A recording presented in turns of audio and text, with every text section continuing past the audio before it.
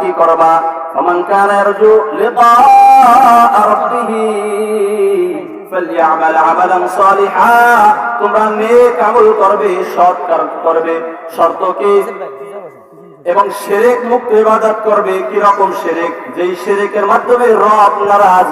এই জন্য রব বলে ফামান কানা ইয়ারজু লিকা রাব্বিহি ফালইআমাল আমালান সালিহা, আমল নেক আমল করবা, সালেহ আমল করবা। ওয়ালা ইউশরিক বিইবাদাতি রাব্বিহি আহাদা, কিন্তু ইবাদত করবার শর্ত, ইবাদতের ভিতরে রবের সাথে কাউকে সাব্যস্ত করবা না। একমাত্র রবের জন্য ইবাদত করবা, রবকে দেখানোর জন্য ইবাদত করবা। নামাজটা পড়বা রবের জন্য করবা, রোজা রাখবা তো রবের জন্য রাখবা, ইসলামের পক্ষে থাকবা তো রবের জন্য থাকবা, ছেলেকে আলেম বানাবা তো রবের জন্য বানাবা, হালাল হারাম তুমি করে চলবা তো রবের জন্য চলবা, বিবিকে পর্দায় রাখবা তো রবের জন্য রাখবা, মেয়েকে পর্দায় রাখবা তো রবের জন্য রাখবা, মেয়েকে দিন শেখাবা তো রবের জন্য রাখবা। সবকিছু একমাত্র কার জন্য করতে হবে বলে? কার জন্য? রবের জন্য সব কাজ করতে হবে। যদি তাই করতে পারি, যদি রবের জন্য একমাত্র সব কাজগুলো করতে পারি এবং শিরক মুক্ত ইবাদত করতে পারি, তাহলে কাল কিয়ামতের কঠিন ময়দানে রব আপনাকে আমাকে পূর্ণিমার চাঁদ যেরকম আমরা জমিন থেকে আসমানে দেখতে পাই স্পষ্ট, কোনো ভিড়াভিড়ি ছাড়া, কিয়ামতের কঠিন ময়দানে আমি আর আপনি রবকে ঠিক তদ্রূপ দেখতে পারবো। সুবহানাল্লাহ ওয়া বিহামদিহি। কি করতে হবে? শিরক মুক্ত ইবাদত। কি করতে হবে? কথা বলেন। শিরক মানে আল্লাহর যে গুণটা আছে মানুষের ভিতরে সাব্যস্ত করা, এর নাম শিরক। রিজিকের মালিক কে? আমরা যদি বলি রিজিকের মালিক চেয়ারম্যান সাহেব, তাহলে কিন্তু কি আছে ঈমান? আমরা মনে করি, আমরা অনেক সময় বলি আমার ছেলে যদি চাকরিটা না পারতো, না পাইতো, তাহলে আমরা না খাইয়ে মরে যেতাম। বলি এরকম কথা? আমরা এই বরসটা যদি না পারতাম না, না খাই মরে যেতাম। আমার ছেলে যদি এই ইন্টারভিউতে চাকরিটা এলাও না হলো তো, তাহলে আমরা সংসারে 5 জন লোক কেউ বাঁচতাম না, সবাই মরে যেতাম। দেখেন, চিন্তা করেন, আমি আর আপনি ছোট ছিলাম কিনা? মায়ের পেটে ছিলাম কিনা? খাওয়াইছে কে? কে খাওয়াইছে? এখন চাকরিটা আল্লাহকে বলে গেছি, এখন বলি না চাকরি আমাকে খাওয়ায়, এর নাম শিরক। এর নাম কি করে বলেন? এই শিরকের বিষয়ে রব বলছেন যে ইন্নাল্লাহা লা ইয়াগফিরু আইয়ুশরাকা বিহি ওয়া ইয়াগফিরু মা দুনা যালিকা লিমান ইয়াশা। রব আপনাকে আমাকে বলে যে সকল গুনাহ রব মাফ করবে, কিন্তু শিরকের গুনাহ মাফ করবে না। আল্লাহ তাআলা বলেন ইন্নাল্লাহা লা ইয়াগফিরু আইয়ুশরাকা বিহি ওয়া ইয়াগফিরু মা দুনা যালিকা লিমান ইয়াশা। আল্লাহ যদি চায় সকল গুনাহ মাফ করতে পারে তওবার মাধ্যমে, কিন্তু শিরকের গুনাহ মাফ করবে না। কিসের গুনাহ মাফ করবে না? শিরকের গুনাহ মাফ করবে না। আমি যে হাদিসে পড়ছি, আল্লাহর রাসূল সাল্লাল্লাহু আলাইহি সাল্লাম বলেন, আবু দারদা রাদিয়াল্লাহু আনহু থেকে বর্ণনা, নবী করিম সাল্লাল্লাহু আলাইহি সাল্লাম বলেন, আবু দারদাকে বলতেছে, হে আবু দারদা, তোমাকে আমি ওসিয়ত করি, আদেশ করি, তুমি কি করবা? তোমাকে আদেশ করা হলো, যদি তোমাকে হত্যা করা হয় অথবা কতল করা হয়, তারপরে তুমি রবের সাথে শিরক করবা না।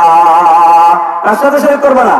عن ابي ذر رضي الله عنه قال اوصاني خليلي صلى الله عليه وسلم الا تشركوا بالله شيئا وان قتلت او حرقت।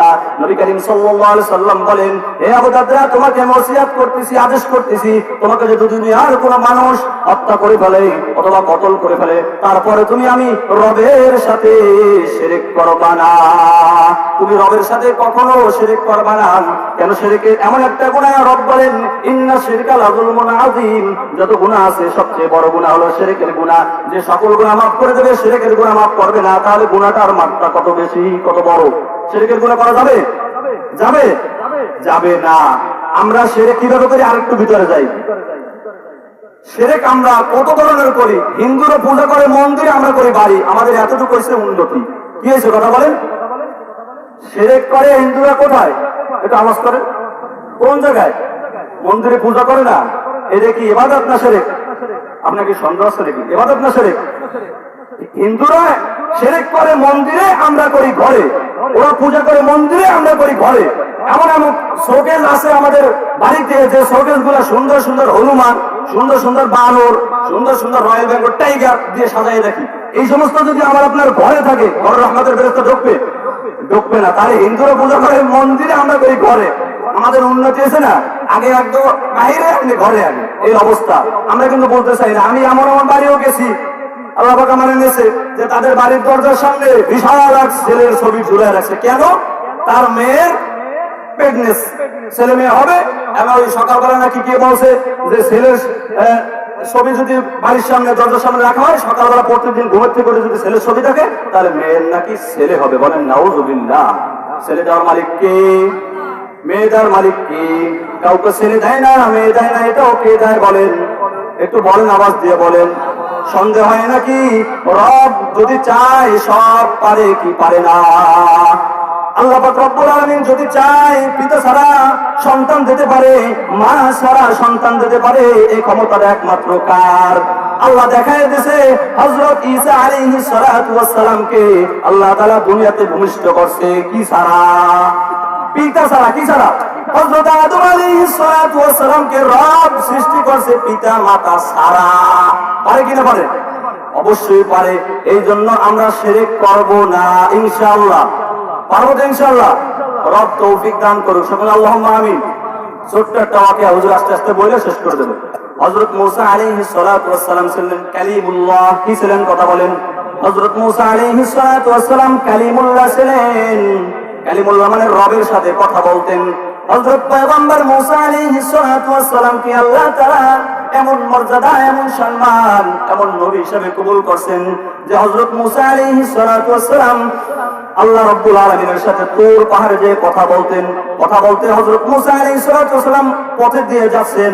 ওই মূসা আলাইহিস সালাতু ওয়াস সালাম যাওয়ার পথে দেখতেছে একজন যুবক দীর্ঘদিন যাবৎ যাওয়ার পথে দেখে, প্রতিদিনই দেখে যে একজন যুবক ওই জায়গায় বসে বসে রবের নাম নেয়। কার নাম নেয়? কার নাম? রবের নাম। আল্লাহ আল্লাহ আল্লাহ আল্লাহ, এরকম সবসময় রবের নাম জপে। তো হযরত মূসা আলাইহিস সালাতু ওয়াস সালাম বলতেছেন যে তুমি এইরকম রবের নাম জপতেছো, হালাত কি? কেন? মূসা আলাইহিস সালাতু ওয়াস সালাম জিজ্ঞেস করছেন। দেখে যে ওই ব্যক্তি রবের নাম জপে কিন্তু সে মুসিবতের ভিতরে পতিত আছে। কি মুসিবত? ওই ব্যক্তির সারা শরীরের ভিতরে মৌমাছি পোকায় হুল বসাচ্ছে। কি বসাচ্ছে কথা বলেন? হুল বসাচ্ছে মৌমাছি পোকায়। এইরকম মুসিবতে থাকা সত্ত্বেও ওই আল্লাহর গোলাম, ওই আল্লাহর আশেক আল্লাহর নাম জপে আল্লাহ আল্লাহ আল্লাহ আল্লাহ। হযরত মূসা আলাইহিস সালাতু ওয়াস সালাম বলতেছেন, এ আল্লাহর আশেক, তুমি এই রকম মুসিবতে থাকার পরও কেন রবের নাম নাও? তখন আশেক বলতেছে, ও আল্লাহর বান্দা, আমি কেন রবের নাম নিয়ে আপনি জানেন? আমি আরো রবের পরে খুশি। আমি এই যে হুল, ওই পোকায় অথবা মৌমাছি পোকা আমাকে যে হুল বসাচ্ছে, এর দ্বারা আমার শরীরে বিষ যন্ত্রণা সৃষ্টি হয়, যার দ্বারা আমি জাগ্রত থাকতে পারি, দিবারাত্র রবের ইবাদত করতে পারি। এই জন্য আমি বেশি বেশি রবের নাম জবানে বলি আল্লাহ। এই জন্য বেশি বেশি রবের নাম আমি জপতে থাকি। বলতেছে হযরত মূসা আলাইহিস সালাতু ওয়াস সালামের সাথে তার সাথে কথা হচ্ছে কিন্তু পরিচয় হয় না যে পয়গম্বর মূসা। তখন বলতেছে পয়গম্বর মূসা আলাইহিস সালাতু ওয়াস সালাম, হে আল্লাহর আশিক, তুমি এরকম কত বছর যাবত আল্লাহর নাম জপতেছো? তখন বলতেছে আমি 400 বছর এই হালাতে রবের নাম জপি। সুবহানাল্লাহ। কয় বছর? 400 বছর। এখন এইটা বললি বড় ডায়লগ। কি বলবেন? আমরা বাসিরা 40, 50, 60, 400 বছর ইবাদত করতেছি। আগের নবীদের, আগের নবীর উম্মতদের লম্বা হায়াত ছিল। যখন বলতেছেন 400 বছর, আশ্চর্য হয়েছে মূসা আলাইহিস সালাম। 400 বছর তুমি রবের নামে এই অবস্থায় নাও, এই হালাতে, তাহলে তোমার সাথে রবের সাথে কতই না সম্পর্ক। তখন বলতেছে যে হযরত মূসা আলাইহিস সালাম বলতেছে, আপনার কি কোন মনে কোনো আশা আছে, আকাঙ্ক্ষা আছে? আপনি আমাকে বলতে পারেন যে 400 বছর ইবাদত করে, তার খিদমত করতে পারে, সে নিজেকে ধন্য মনে করবে। এই জন্য বলতেছে আমার তেমন কোনো আশা নেই, তবে আশা একটা আছে যে আমি আলেমদের মুখ থেকে শুনছি মূসা আলাইহিস সালাতু ওয়াস সালাম নামে একজন পয়গম্বর আসবে, একজন নবী আসবে, তার সাথে একটু সাক্ষাৎ করব, মোলাকাত করব, তাকে একটু দেখবো। তখন মূসা আলাইহিস সালাম বলতেছেন, তাই এই আশা আপনার? এই আপনার পূরণ হয়ে যাচ্ছে, আর কি আশা? তখন বলতেছে আমার একটু আশা যে আমি একটু ঠান্ডা পানি তৃপ্তি সহকারে খাবো। তখন বলতেছে আর কোন আশা আছে? বলতেছে না, আর কোন আশা নেই। তখন বলতেছে তাহলে দুইটা আপনার আশা আকাঙ্ক্ষা পূর্ণ করার ব্যবস্থা রব করতেছে। তখন মূসা আলাইহিস সালাম বলতেছেন, আপনি যে মূসাকে তালাশ করেন, মূসার সাথে মোলাকাত করবেন, সেই মূসা আমি। আমার সাথে আপনার সাক্ষাৎ হয়ে গেছে, আমি মূসা, আমি সেই মূসা যার অপেক্ষা আপনি করতেছেন। আর ঠান্ডা পানি খাবেন, আমি নিয়ে আসতেছি। ঠান্ডা পানি আনার জন্য গেছে হযরত মূসা আলাইহিস সালাতু ওয়াস সালাম। আয়েশা দেখে ওই আল্লাহর বান্দাকে আল্লাহর হুকুমে হযরত আজরাইল আলাইহিস সালাতু ওয়াস সালাম জান কবজ করে নিয়ে গেছে। জঙ্গলের থেকে পশু হিংস্র প্রাণী এসে তার দেহটাকে খেয়ে ফেলেছে, শুধু হাড়গুলো রয়েছে। হুজুর চলে আসে সংক্ষেপে বলছে এই জন্য যে হাড়গুলো শুধু ওই জায়গায় রয়েছে, আর গোস্ত মাংস সবগুলা খেয়ে ফেলাইছে। টুকটাক বোঝা যাবে যে এই জায়গায় একটা মানুষ ছিল। মুসা আলাইহিস সালাম ঠান্ডা পানি নিয়ে আইসে হাজির, তখন দেখতেছে যে করুণ হালাত তার, সে আর নেই জীবিত। তখন মুসা আলাইহিস সালাম রবকে বলতেছে, রব আপনি এরকম আপনার একজন আশেক বান্দার সাথে আপনি এরকম ব্যবহার করলেন, তাহলে আপনার দুশমনের সাথে আপনি কিরকম ব্যবহার করতে পারেন? তখন ইলহামের মাধ্যমে আওয়াজ আসছে, হে মুসা, 400 বছর আমি যেই বান্দাকে খাওয়াইতে পারছি, সেই বান্দাকে আমি এক গ্লাস ঠান্ডা পানি খাওয়াইতে পারতাম না? পারতো কি পারতো না? কথা বলেন। তখন বলছে, হে মুসা, তোমার কাছে যে পানিটা চাইছে এই তো আমার রবের কাছে যাবে, এই তোমার কাছে চাইছে এইটা আমার কাছে খারাপ মনে হয়েছে, আমার কাছে শিরক মনে হয়েছে, এই কারণে তার সাথে এইরকম হালাত হয়েছে। আল্লাহ রাসূল সাল্লাল্লাহু আলাইহি ওয়াসাল্লাম বলেন, মাম্মা তাওহু ইয়াদউ মিন দুনিল্লাহ নিদ্দান উদখিলান নার, যে ব্যক্তি শিরক করা অবস্থায় মারা যাবে, কি অবস্থা? কথা বলেন। শিরক করা অবস্থায় মারা যাবে, তার স্থান হবে জাহান্নাম, উদখিলান নার, সে জাহান্নামে প্রবেশ করবে। আল্লাহ পাক রব্বুল আলামিন মুখতাসার যে কথাগুলো বললাম, সর্বপ্রথম আমি অদমকে আমল করার মতো তৌফিক দান করুক, আপনাদেরকে আমল করার মতো তৌফিক দান করুক। আসলে আমি কোনো ওয়াইজিন না, আমি সেরকম কোনো আলোচকও না, আমি আলোচনা করতেও পারি না। তারপরে কিছু কথা মাঝে মধ্যে বলতে হয়, বিভিন্ন জায়গায় যাইতে হয়, মানুষের সামনে কথা বলতে অনেক সময় কাঁপে, বিদায়ী জায়গায় পড়ছি। আমার জন্য দোয়া করবেন, আল্লাহ তাআলা যেন আমাকে নেক হায়াত দারাজ করবেন। আল্লাহুম্মা আমিন। একটু আওয়াজ করে বলেন আল্লাহুম্মা আমিন। যতদিন বাইচে থাকি আল্লাহ যেন দ্বীনের উপর অটল থাকার মতো তৌফিক দান করুক। আল্লাহুম্মা আমিন। জোরে আওয়াজ করবেন আল্লাহুম্মা আমিন। আমাদের মাঝে অনেক বড় বড় ব্যক্তিত্ব উপস্থিত রয়েছেন, আল্লাহ তাআলা তাদেরকে কবুলান মঞ্জুর করুন। সকাল আল্লাহুম্মা আমিন। বিশেষ করে হুজুরকে আল্লাহ তাআলা, হাফেজ নাজমুল সাহেব হুজুরকে আল্লাহ তাআলা নেক হায়াত দারাজ করুন। সকলে আল্লাহুম্মা আমিন। হুজুরের জন্য সবসময় দোয়া করবেন। হুজুর বিভিন্ন জায়গায় অনেক দূরে দূরে সফর করে, অনেক দূরে দূরে মাহফিল করে, অনেক সময় অনেক ঝড় বাতাস তারপরে আসে।